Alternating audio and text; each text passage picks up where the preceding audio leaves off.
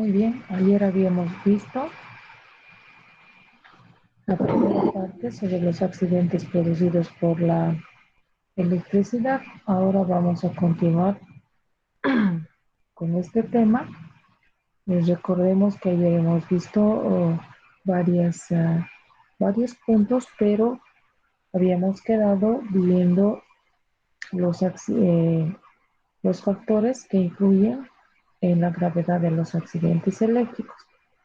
Y desde esta parte habíamos visto ya a dos factores, como es la intensidad y además como es el, la resistencia. Ahora veremos el siguiente factor que hace referencia a lo que es la frecuencia de la electricidad en los accidentes eléctricos. Sabemos nosotros que las altas frecuencias son menos peligrosas que las bajas frecuencias, llegando a ser prácticamente inofensivas para valores superiores a 10.000 Hz. En este caso, produciendo solo efectos de calentamiento, además sin ninguna influencia nerviosa. Por el contrario, para valores superiores a 10.000 Hz, la, la peligrosidad es similar a las que se tiene cuando se está trabajando o se trata de corriente continua.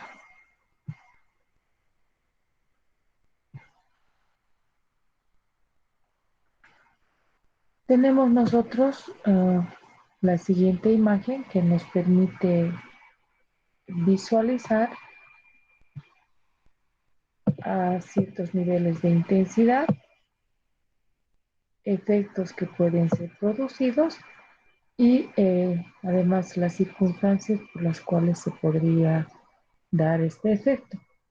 Entonces, si vemos el efecto de fibrilación ventricular, vamos a indicar de que está asumido a lo que es un nivel de intensidad entre 60 a 75 miliamperios por que la corriente ha atravesado el corazón. Entonces, bajo esas circunstancias, tenemos ese efecto denominado fibrilación ventricular, ¿no? En el caso de intensidades de 1 a 3 miliamperios, que se diera por el paso de la corriente por el cuerpo humano, en este caso se dice que no existe peligro y que se podría dar lugar solamente a producir cierta sensación como es el cosquilleo y tendríamos como efecto la percepción que va a dar en el cuerpo humano, ¿no? En el caso de que la corriente atravesara por el cerebro, vamos a tener una, para una intensidad de 25 miliamperios el paro respiratorio. En cuanto a lo que es intensidades que estén por encima de superiores a los 10, tenemos que las consecuencias van a ser severas. Vamos a tener efectos de asfixia por encima de los 25 miliamperios y por debajo de los 10 o a partir de los 10 miliamperios inferiores a estos podemos tener efectos de percepción donde ya hemos dicho que no habría peligro, también de electrización cuando se vaya a producir entre niveles de 3 a 10 miliamperios. 10 miliamperios de tetanización por efecto de que la energía eléctrica, el contacto que tenga la persona con la energía eléctrica va a producir situación de agarrotamiento donde el trabajador no va a poder desprenderse del punto de contacto. Entonces, esta imagen a nosotros nos muestra claramente la relación con el efecto y además la circunstancia para corriente alterna y en baja frecuencia según la intensidad que pueda ser descargada o pueda tener el choque eléctrico.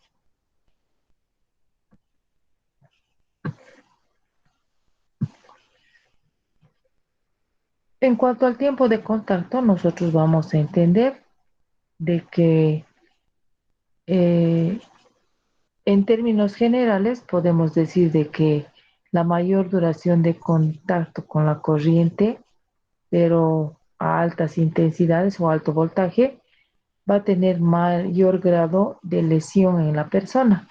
Los efectos llegarían a ser más severos y de mayor riesgo para el trabajador que tenga un tiempo de contacto mayor y además niveles de voltaje elevados, ¿no? Altos.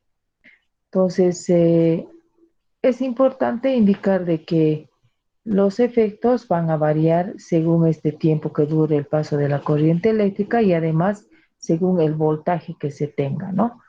Los valores máximos de intensidad de corrientes muestran cifras aproximadas para que se pueda llegar a producir la fibrilación ventricular.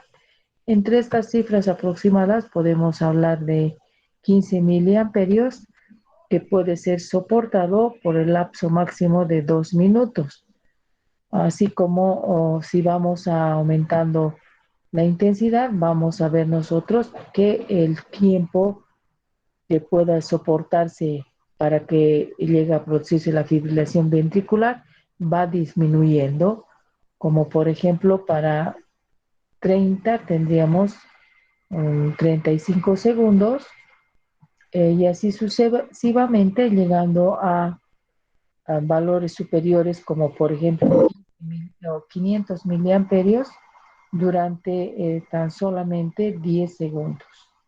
Y para valores superiores a 500 como por ejemplo 1000 miliamperios, solamente de 0.03 segundos, ¿no?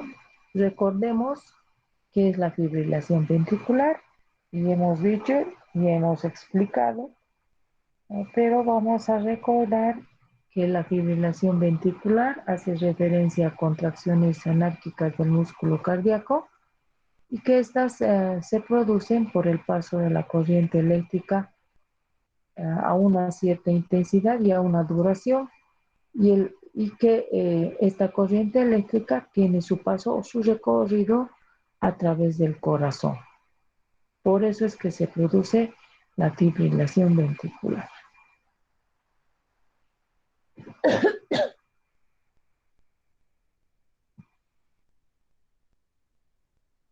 Es importante tomar en cuenta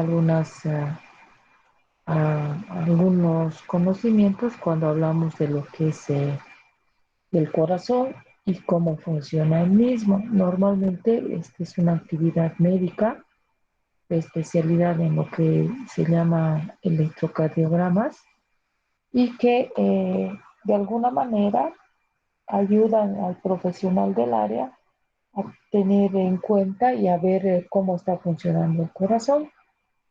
Bajo estas circunstancias y estas características, nosotros vamos a tener que ver que el corazón tiene un funcionamiento que puede ser controlado y puede ser registrado a través de este procedimiento que se denomina electrocardiograma. En el electrocardiograma se puede ver que el corazón funciona a través de la generación de ondas o el despacho de sangre a todo el cuerpo se realiza a través de impulsos o bombeo que se denomina de sangre a todo el cuerpo humano y que esto lo hace a través de movimientos normales, a través de movimientos que se asemejan al movimiento de un ciclo o una onda. Entonces, podemos ver claramente que un latido normal, que es que se lleva, que se contrae y se y se abre el corazón, hace referencia al paso de la corriente o al paso de la sangre y que por efecto de la corriente puede ser interrumpido, ¿no? O puede ser modificado, puede ser acelerado. Entonces nosotros tenemos acá los latidos del corazón bajo las características que se muestran ahí, con una serie de ondas que muestran su movimiento en forma normal, utilizando los tiempos en cada ciclo, los adecuados, como dice el latido del corazón. Demasiado rápido, vean ustedes cómo se forman las ondas comparadas con la anterior. Lentos o demasiado lentos, se abre, también hay variación.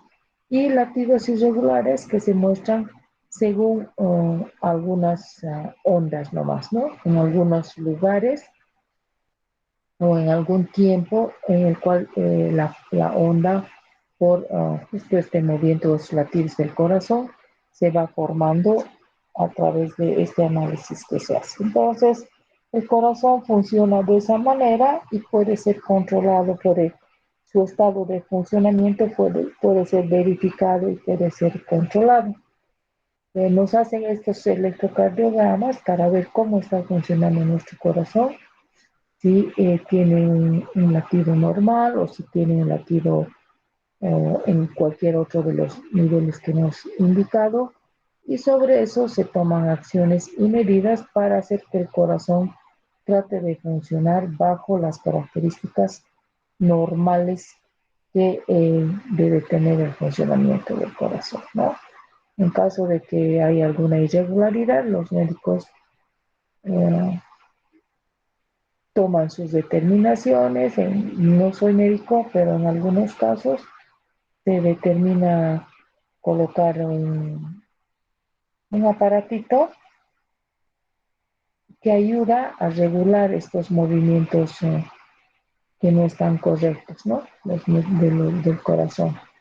Entonces se llama marcapaso, que hace que de alguna manera el corazón entre en un proceso de funcionamiento regular y que el bombeo de sangre, función tiene el corazón, bombear sangre a todo el cuerpo, sea de manera regular, ¿no? Y que no esté obstruida por ninguna circunstancia. Muchas son las enfermedades cardíacas, pero como referencia estamos hablando sobre alguna enfermedad que requiere la posibilidad o alguna falla del corazón que requiere la posibilidad de colocar un marcapaso y que ayude a que los movimientos del corazón sean normales y que el flujo de sangre que tenga que enviar también sea de esa manera.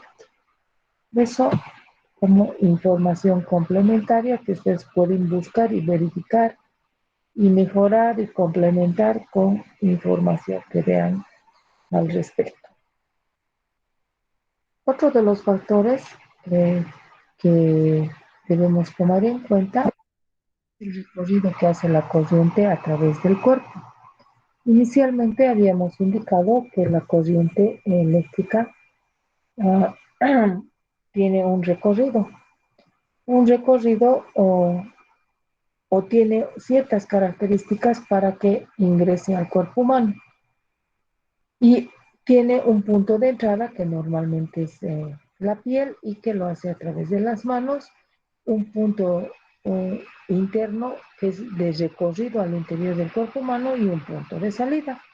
Nosotros acá vamos a ver varias formas y varios recorridos de la corriente a través del cuerpo humano y esto en función al hecho de que eh, los efectos de la electricidad a través de los diferentes recorridos que se realice son menos graves cuando la corriente no pasa a través de los centros nerviosos, por ejemplo, y órganos vitales, o en sus proximidades o cerca de ellos, vale decir, cerca a la caja torácica, cerca al corazón o al cerebro, ¿no?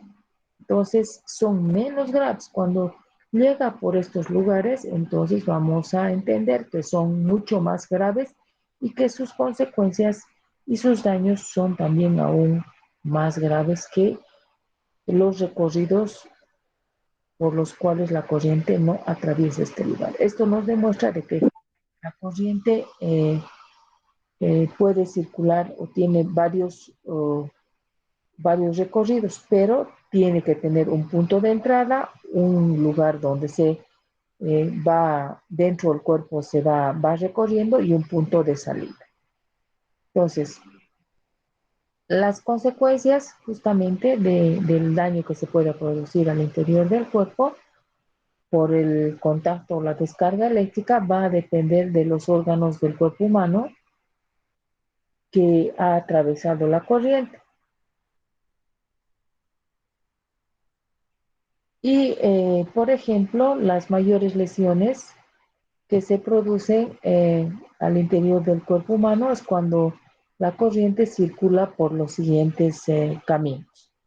Por ejemplo, mano izquierda, pie derecho, mano derecha, pie izquierdo, manos cabeza, mano derecha, tórax, corazón, mano izquierda, pie derecho, pie izquierdo, ¿no? Entonces, todos estos recorridos son los que de alguna manera son los que mayores lesiones van a producir cuando la corriente pase bajo esos recorridos. Vamos a ver ahora, vamos a analizar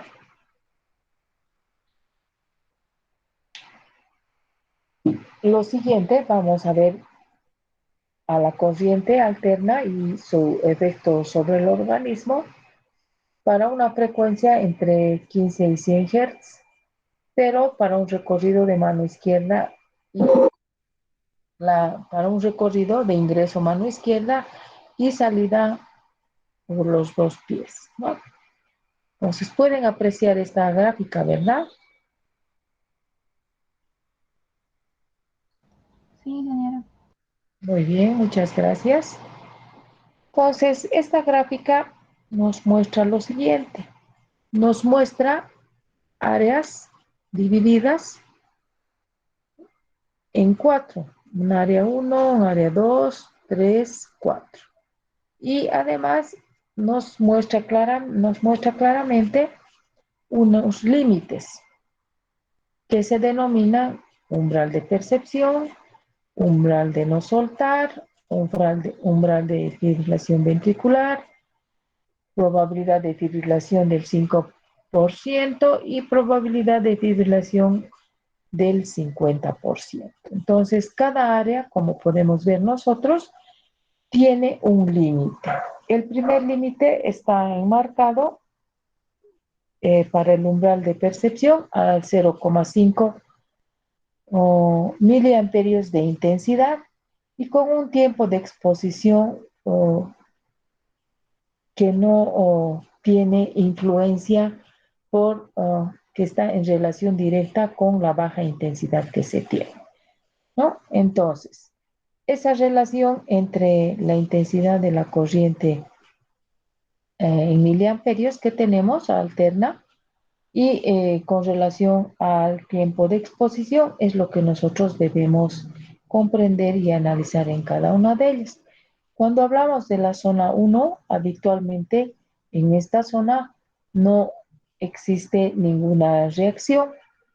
Entonces es una reacción que alcanza como máximo al 0,5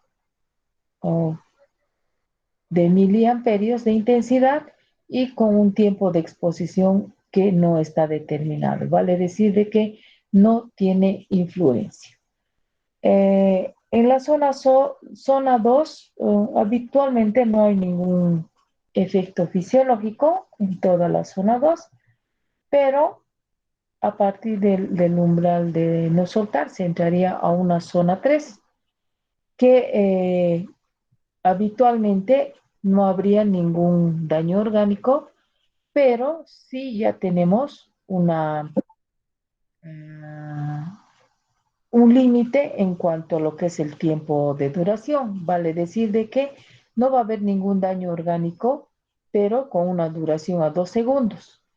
Vamos a ver que se pueden ya producir contracciones musculares También puede haber la posibilidad de la dificultad en la respiración, paradas en algunos casos temporales del corazón, pero sin llegar a lo que nosotros llamamos la fibrilación ventricular. Entonces, esa zona 2 vemos nosotros que se inicia cuando se tiene 200 miliamperios de intensidad y que hay una variación, hay una decreciente eh, hasta llegar a los uh, a un tiempo de duración de 2 segundos y que luego va a ser una recta para que podamos nosotros ver de que la posibilidad de que no haya ningún daño orgánico hacia arriba, ¿no? Entonces, eh, ya no es una recta, sino que acá a partir de este punto nosotros tenemos que entender que existe relación con el tiempo de exposición, ¿no? Entonces, a mayor tiempo de exposición, nosotros vamos a ver de que los daños que se producen van a ser también mayores para esta misma situación de 200 miliamperios, ¿no? Y para 500 de la misma manera, donde terminaría lo que es la zona 3, ¿no? En la zona 4, nosotros vamos a entender de que en esta zona hay un riesgo ya mayor. Pueden haber paradas cardíacas por fibrilación ventricular, quemaduras graves y también puede haber parada respiratoria. En términos generales, eso sería lo que podría ocurrir en la zona 4. Pero no nos olvidemos nosotros que en la zona, en cada una de, cada límite tiene la posibilidad de cambiar la situación en cuanto a lo que es el efecto que se produce al cuerpo humano. Por esa razón es de que esos límites ya nos están dando una idea en función a a la intensidad de corriente, cómo va a ser el efecto a lo que es la corriente eléctrica. Por ejemplo, para 500 miliamperios, no, hasta cierto nivel de duración, de tiempo de duración, vamos a poder tener un umbral de fibrilación, pero bajo esas características nosotros vamos a ver que la curva va decreciendo y el tiempo que puede ser soportado también es, eh, va en relación a la cantidad de intensidad. Por ejemplo, en el umbral de fibrilación tenemos que puede soportar 500 miliamperios para cierto tiempo, para 10, para 20, hasta llegar hasta 50. De ahí el tiempo tiene que ser menor. El tiempo, mejor dicho, la intensidad tiene que ser menor y el tiempo puede ser mayor. Mayores intensidades van a ser soportadas, pero en tiempos que van directamente relacionados con cada uno de los niveles que tenemos acá. El lugar más difícil de controlar y de daños mayores es el que hace referencia en la gráfica, de acuerdo a la gráfica, la zona número 4, ¿no? Si bien puede empezar la probabilidad de fibrilación, aquí directamente para esta intensidad a un tiempo reducido, y si va disminuyendo la intensidad, también entonces el tiempo de exposición va variando, ¿no? Entonces, la relación que nosotros tenemos acá, en el único caso que es directa, es en el caso de entrar en el umbral de percepción. En los siguientes umbrales, vean ustedes que hay variación, la curva va decreciendo y por lo tanto debemos tener nosotros muy en cuenta esto, ¿no? Cada una de las zonas tiene sus riesgos y su situación considerable, ¿no? Vamos a ver ahora acá el umbral de percepción. En este caso, el umbral de percepción es el valor mínimo de la corriente. Veamos, ¿no? Cada uno de estos umbrales ahora qué significa. Es el valor mínimo de la corriente que provoca una sensación en una persona, en este caso, ¿no? Y acá tenemos, se considera un valor de 0,5 miliamperios cuando es en este tipo de corriente, en corriente alterna, ¿ya? Y cualquiera puede ser el tiempo de exposición. Por eso es que nos está dando esa posibilidad y esta línea recta. ¿No ve? Tenemos acá el umbral de no soltar. El siguiente umbral hace referencia al umbral de no soltar. En este caso se presenta cuando la persona, por ejemplo, puede tener sujetos dos electrodos.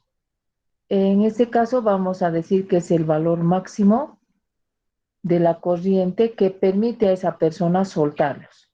En corriente alterna tenemos un valor máximo de 10 miliamperios y cualquiera sea el tiempo de exposición.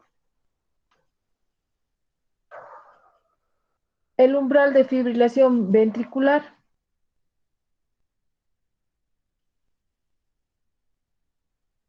¿no? Puede estar bajo las tres características, ¿no? Bajo en, en las tres curvas que nosotros estamos viendo ahí. Es el valor máximo, en este caso, de la corriente que puede provocar la fibrilación ventricular. Sabemos nosotros que la fibrilación ventricular es la causa principal de muerte por choque eléctrico. Entonces, por eso es que nosotros debemos tener muy en cuenta y mucho cuidado cuando nos encontremos en esta zona 4 que hace referencia ya a situaciones críticas y graves como efectos en el organismo de las personas que reciben la descarga eléctrica. Tenemos acá ahora la siguiente gráfica para un recorrido de mano izquierda y los dos pies, pero cuando ya hablemos de una corriente continua.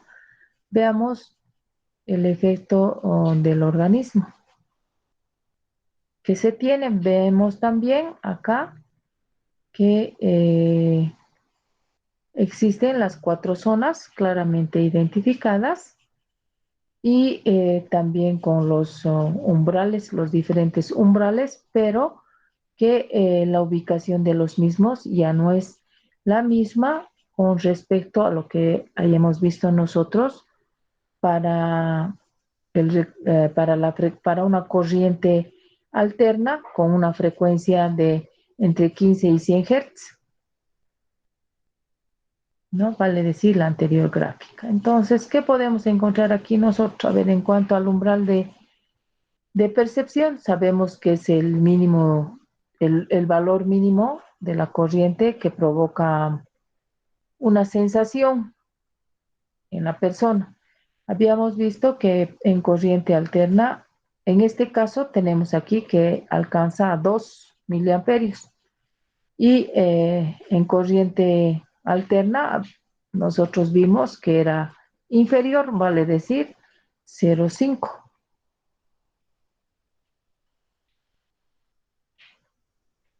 En el caso del umbral de reacción, el umbral de reacción vamos a decir que es el valor mínimo de la corriente que provoca una contracción muscular. Y el umbral de no soltar, en este caso, nosotros vemos también que hay una variación, ¿no? Entonces, en corriente alterna habíamos visto que alcanzaba a 10 miliamperios. Y en corriente continua, acá nosotros vemos que es difícil determinar, porque solo vemos nosotros que en el comienzo ya hay una decreciente en cuanto a lo que es esta curva y que puede provocar ya dolor y además contracciones musculares. Por eso es que vemos que no hay esa posibilidad en cuanto al umbral de no soltar. El umbral de fibrilación ventricular también está ubicada de diferente manera, no tiene los mismos límites y recordemos que es el valor mínimo de corriente que puede provocar justamente la sensación de la fibrilación ventricular. En corriente continua,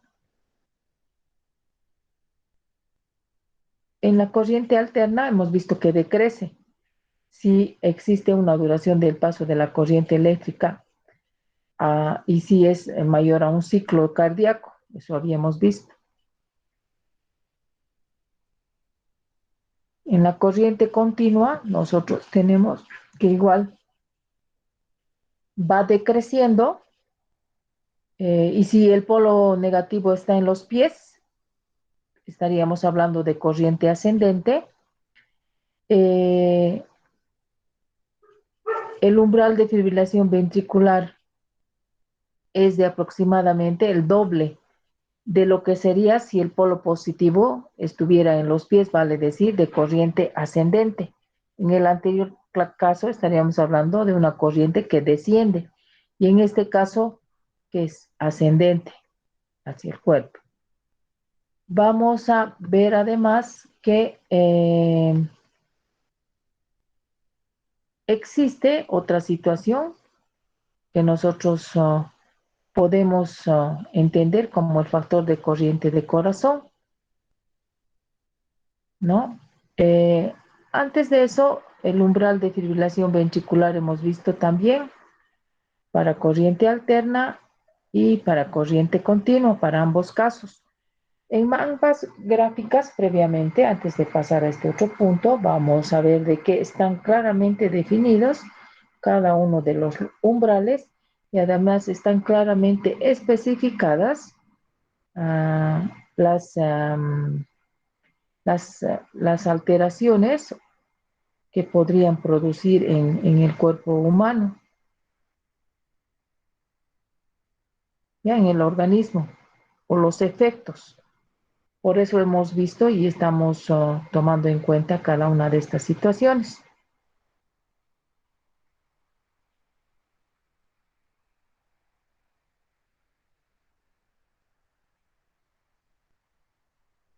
Vamos a ver ahora el factor, pasando al siguiente punto, vamos a ver el factor de corriente F. El factor de corriente F a nosotros nos va a poder ayudar a determinar o nos va a permitir calcular la equivalencia del riesgo de las corrientes que tienen un corrido diferente, que teniendo un recorrido diferente, atraviesan por el cuerpo humano. Esa relación está dada por la siguiente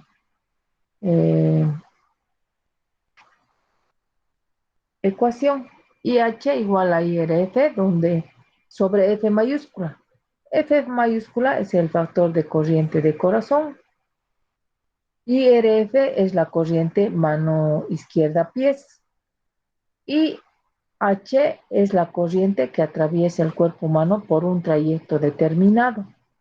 Entonces, de esta manera, nosotros, con información respecto a lo que es el factor de corriente de corazón, considerando diferentes recorridos por el paso de la corriente que ya están determinados, que es el factor de corriente de corazón F, entonces nosotros podemos hacer el cálculo de el factor de corriente de corazón, ¿no? que hemos indicado que nos va a permitir calcular la equivalencia del riesgo de las corrientes que están haciendo un recorrido diferente y que atraviesan por nuestro cuerpo. Entonces, bajo esas circunstancias, nosotros hacemos el cálculo de este factor de corriente de corazón. Hasta acá habríamos visto cómo la corriente eléctrica circula por el cuerpo humano a través de diferentes ingresos y a través de diferentes salidas, vale decir, tiene recorridos además internos diferentes. Entonces, cada uno de ellos tiene sus características propias y además se establece claramente que para cada uno de ellos puede ocasionarse diferentes situaciones. Obviamente eso, los daños que va a ocasionar al cuerpo humano están en función al tiempo de contacto, al voltaje, al recorrido, etcétera, ¿no? Ya estamos viendo que no solamente uno de los factores es determinante para la gravedad de los accidentes eléctricos. Vamos a ver ahora el voltaje y tensión. Sabemos nosotros que la resistencia del cuerpo humano varía según la tensión que se aplica y además según el lugar donde uno se encuentra, si este es lugar mojado o es lugar seco. Esto en virtud a lo que hemos indicado de cómo ingresa la energía eléctrica al cuerpo humano por un choque o una descarga eléctrica. Hemos visto y hemos dicho que entra a través tiene un punto de ingreso, un recorrido al interior del cuerpo y un punto de salida. Entonces, bajo esos criterios, existen tensiones de seguridad tanto para corriente alterna como para corriente continua. Entonces, tenemos 24 voltios para uh, locales que estuvieran mojados, mayor intensidad para locales secos, vale decir 50, eso considerando una frecuencia de 50 Hz. En el caso de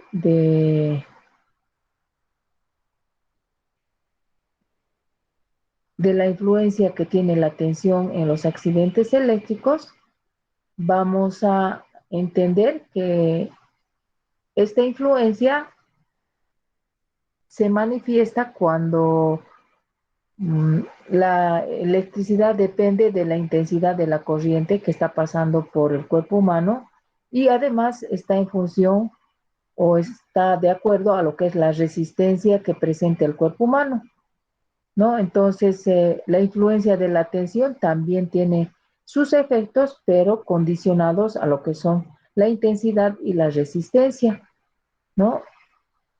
Que tenemos. Para ello tenemos alguna información y algunos datos, ¿no? Que la resistencia va a variar según la tensión que nosotros vayamos aplicando. Mientras menor sea la tensión, mayor es la resistencia que ofrece el cuerpo humano. Por ejemplo, para 24 voltios tendríamos una resistencia de 10.000 ohmios. Para una tensión superior, vale decir a 150 voltios, por ejemplo, tendríamos una resistencia menor que alcanzaría a 2.000 ohmios. Entonces, esta es una relación indirecta que se tiene entre lo que es la tensión y la resistencia que ofrece el cuerpo humano al paso de la corriente eléctrica.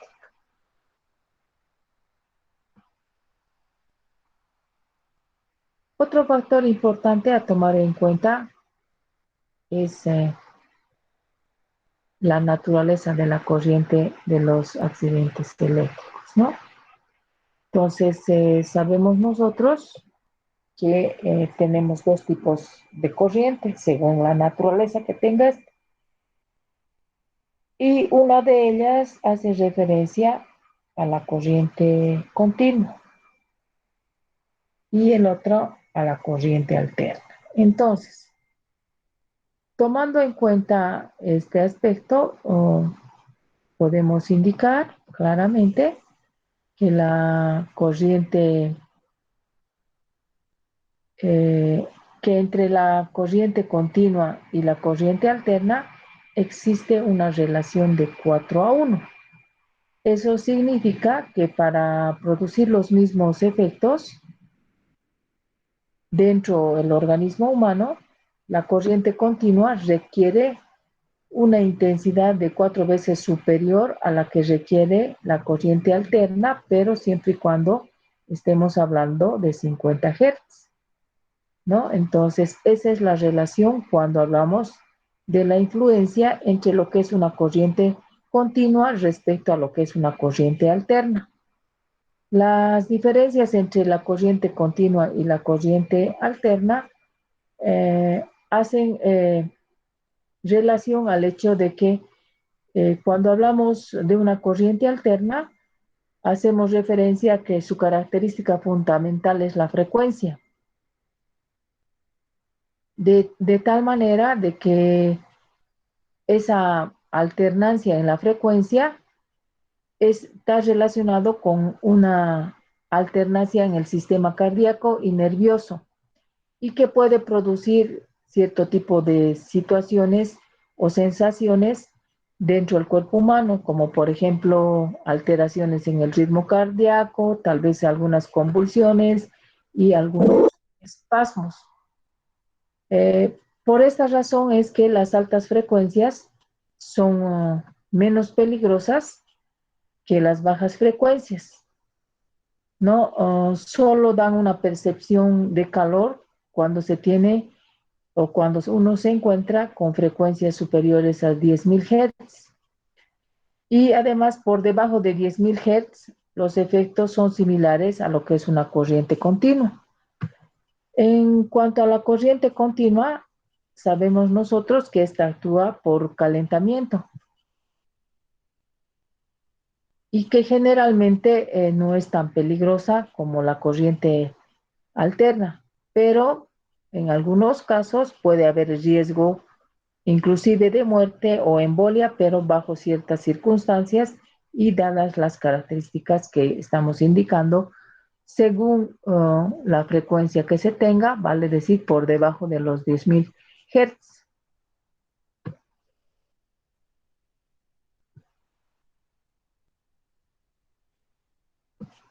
Vamos a ver en esta imagen la acción de la corriente sobre el organismo. En esta imagen nosotros podemos ver claramente la siguiente situación.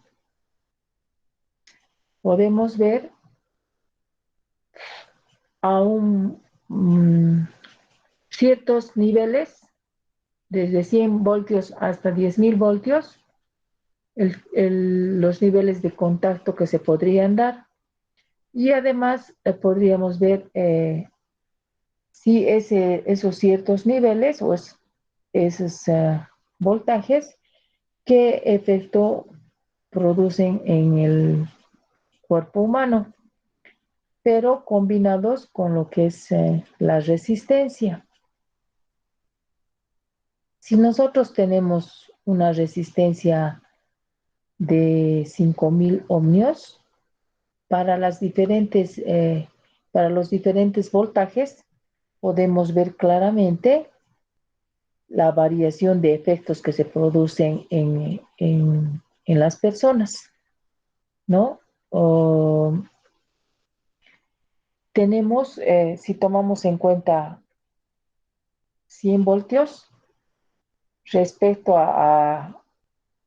para una misma resistencia de 5.000 ohmios, tenemos comparando para 100 voltios y 10.000 voltios, vemos que la resistencia no es la misma o los efectos varían en función a una misma resistencia. Se tiene que va a haber efectos más severos cuando es mayor el voltaje que recibe el cuerpo humano.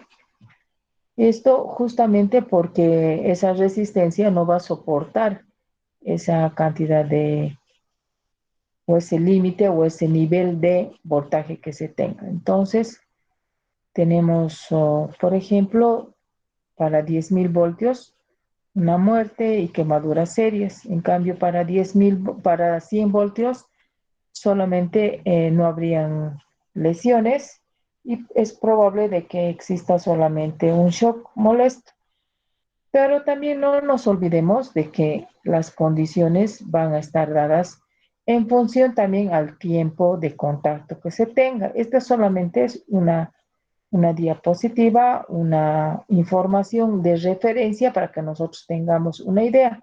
Sabemos que acá también tienen que influir otros elementos y otros factores, como es el del tiempo de contacto, ¿no? El tiempo de contacto que va a estar la persona para que se pueda tener, ¿no? Entonces, es información válida porque ha sido estudiada, pero la variable de tiempo de contacto también tiene su influencia y que podría hacer de que esa información varíe también de alguna manera. Sin embargo, nosotros vamos a tomar en cuenta esas dos relaciones bajo esas características. En esta imagen podemos apreciar ahora para 50 Hz de frecuencia los efectos que puede producir la corriente eléctrica en las personas para diferentes intensidades en miliamperios. Hacemos referencia inclusive en esta imagen a la corriente continua respecto a la corriente alterna. Y además también para poder apreciar cómo en cada situación pueden ser afectadas las mujeres respecto a los hombres o a los varones, ¿no? Entonces, por ejemplo, si nosotros tenemos en el primer nivel, tenemos una columna del efecto que puede producir según la intensidad de la corriente en miliamperios, según la naturaleza de la corriente y además según sea varón o mujer el que haya sufrido la descarga o el choque eléctrico. Entonces, para una ligera sensación en la mano, podemos ver que para corriente alterna, las mujeres estarían en el límite de 0,3 miliamperios respecto a los hombres que alcanzarían a 0,4. Entonces, un límite en corriente continua para varones de 1 y para mujeres de 0,6. Viendo las otras intensidades y los efectos que se podrían producir, podemos entender claramente que en cada uno de ellos existen variaciones que en la mayor parte podríamos, si hacemos un análisis, entender de que, por ejemplo, también en choque doloroso, en corriente continua tendríamos 60 para mujeres y 90 la intensidad, ¿no? 90 miliamperios. Y para corriente alterna, 15 y 23. En la mayor parte, si volvemos a ver eh, cada uno de los datos que tenemos acá, entonces podríamos llegar a la conclusión que en la mayor parte de los efectos de las situaciones, según las intensidades, los efectos que se producen son mayores para las mujeres. ¿Por qué? Porque a menor intensidad la mujer estaría sufriendo un efecto en su cuerpo. Entonces, podríamos concluir que las mujeres tienen menor posibilidad de ser, de, o sea, de recibir una descarga tienen menor resistencia, vamos a decir, a una misma, ah, o para producir un mismo efecto, necesitan menor intensidad de corriente, ¿no? Por lo que vamos a decir que su resistencia podría ser menor, podríamos atribuir a esa situación. Obviamente, volvemos a recalcar que la, la intensidad de todos los efectos que se producen no solamente están relacionados con un solo factor, ¿no? Aquí va también todo lo que hemos visto ahora, ¿no? El tiempo de contacto, el punto de ingreso, el recorrido de la corriente, etcétera, etcétera. Todo lo que hemos visto hasta este momento. Vamos a ver ahora otra situación. Hemos visto ya la naturaleza de la corriente eléctrica. Ahora vamos a ver los tipos de contacto que podemos tener. ¿Y cuántos tipos de contactos tenemos? Pues tenemos dos tipos de contactos. ¿Cuáles son esos tipos de contacto? Los contactos directos y los contactos indirectos. Estamos hablando de los contactos eléctricos, ¿no? Los contactos eléctricos directos se dan o estos ocurren cuando la persona entra en contacto directo con partes activas que puede ser de la instalación o de materiales y equipos. Por ejemplo, los conductores eh, y piezas que se encuentran bajo tensión y que además han estado construidos justamente para que pueda dar lugar el paso de la energía eléctrica.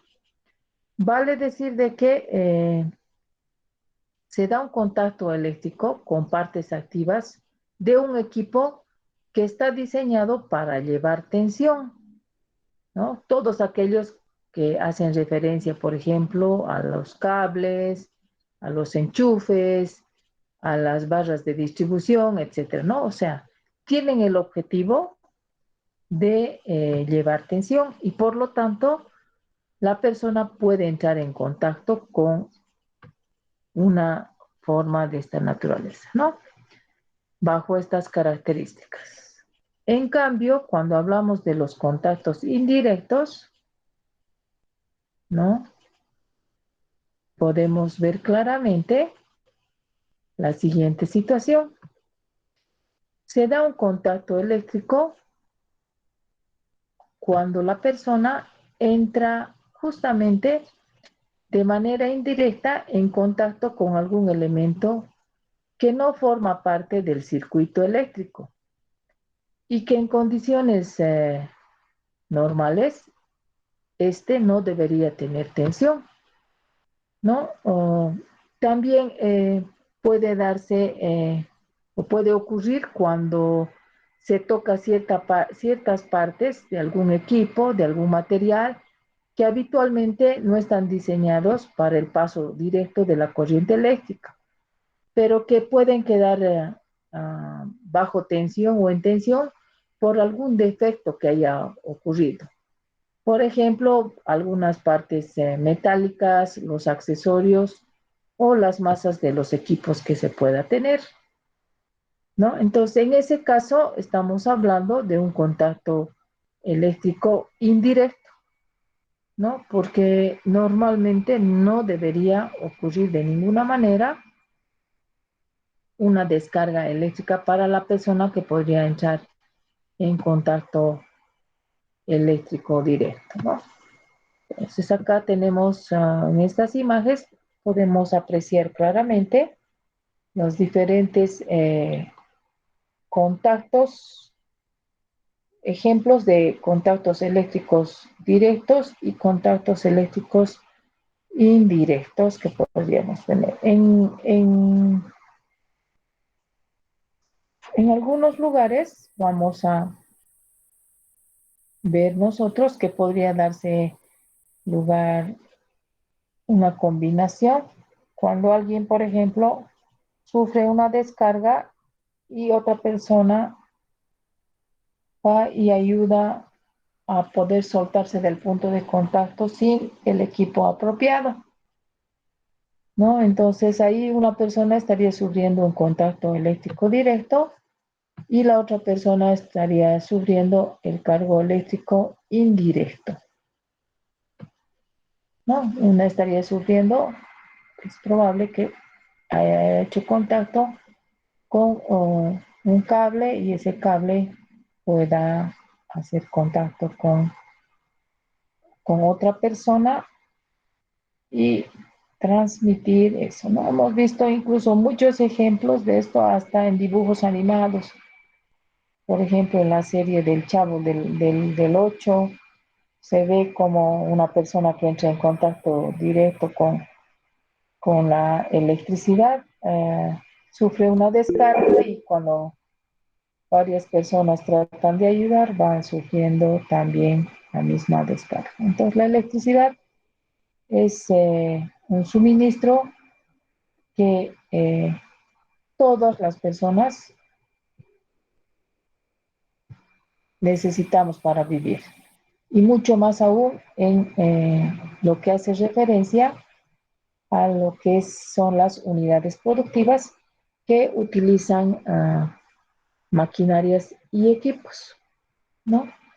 Entonces, acá nosotros acabamos de ver todos aquellos factores que influyen en la gravedad de los accidentes eléctricos, como por ejemplo la intensidad, la resistencia, el tiempo de contacto, el, la naturaleza de la corriente, la tensión, después el recorrido que hace la corriente a través del cuerpo humano, después la frecuencia, después hemos visto el voltaje y la tensión, después cómo influye la naturaleza de la corriente también en los accidentes eléctricos, y para eso hemos visto lo que es la corriente alterna y lo que es la corriente continua, los efectos que producen, y finalmente acabamos de ver todo lo que es la parte de los contactos dentro el choque eléctrico, el contacto eléctrico directo y el contacto eléctrico indirecto. Estos son factores que influyen en la gravedad de los accidentes eléctricos, que son conocimientos que están siendo integrados a los previos que ustedes ya han adquirido cuando han visto varias situaciones referidas a lo que es la electricidad. En física se ve y también se ve en otras materias como en electrotecnia, porque ustedes ya saben hacer circuitos en serie, en paralelo, saben reconocer, saben muchas otras cosas más de lo que estamos viendo como aplicación acá. Entonces, sobre la base de esos conocimientos, son ustedes los que van a integrarlos para poder ir hacia adelante con lo que es los accidentes eléctricos y la gravedad de los mismos, ¿no? O se dice y se habla y se explica claramente que los accidentes, que el manejo de la electricidad tiene que seguir protocolos, tiene que seguir una serie de pasos que debemos cumplir a cabalidad, porque las consecuencias de no hacerlo van a repercutir justamente en lo que es la, el deterioro físico y psicológico de las personas. La recuperación por accidentes eléctricos en los trabajadores es muy difícil. La parte física, si se ha llegado a quemaduras de tercer grado, por ejemplo, es totalmente fuerte, es totalmente difícil, y además la parte psicológica. Y dependiendo del recorrido que haya hecho por el cuerpo humano, vamos a ver de que las consecuencias que tenga un trabajador al interior de la empresa por efecto de la energía eléctrica va a ser difícil. En muchos casos hay la posibilidad de hacer amputaciones de brazos o piernas, depende de cómo ha sido el recorrido eléctrico. Y psicológicamente el trabajador tiene que estar en condiciones estables para poder desarrollar su actividad. Caso contrario, nosotros estaríamos hablando de situaciones de inestabilidad del trabajador que a la larga puede ocasionar otro tipo de accidentes o otro tipo de situaciones que van en perjuicio de lo que es el clima laboral y que van a afectar tanto en su labor como en su seguridad. Por eso es que la energía eléctrica es importante tomar en cuenta.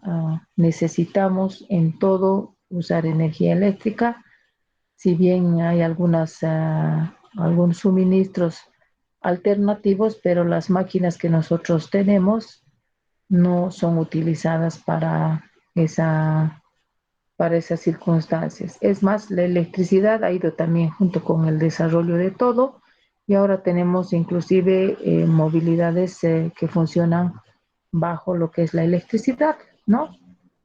Autos eléctricos y se está utilizando la electricidad, no se está pudiendo eliminar esa parte de utilizar. Lo que sí se está haciendo es exigir que su uso sea en forma adecuada. Muy bien, si alguien quiere aportar algo, tenemos unos minutitos para poder hacerlo. Tienen la palabra.